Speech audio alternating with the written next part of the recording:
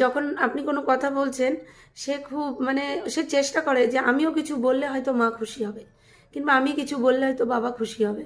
এই জন্য সে কিন্তু নিজের, আপনি যেরকম অঙ্গভঙ্গির মাধ্যমে ওকে মানে বলছেন, ঠিক ও সেই অঙ্গভঙ্গির মাধ্যমে রিপিট করছে।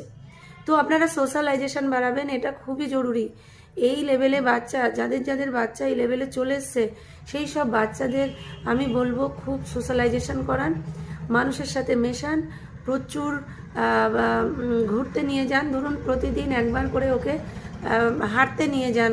যদি আশেপাশে কোনো মাঠ না থাকে তো রাস্তা দিয়ে হাত ধরে হাঁটানোর চেষ্টা করুন। আর হাঁটানোর সময় আপনি বলুন, এই দেখো এটা বাস, এই দেখো, বলো তো আমরা কোথায় যাচ্ছি, কিংবা বলো তো ওটা ছেলে নাকি মেয়ে। আবার বলতে পারেন, বলো তো এই যে যে কাকুটা গেল ইনি সাইকেলে গেল নাকি বাইকে গেল। এইভাবে ওর সোশ্যালাইজেশন বাড়ান।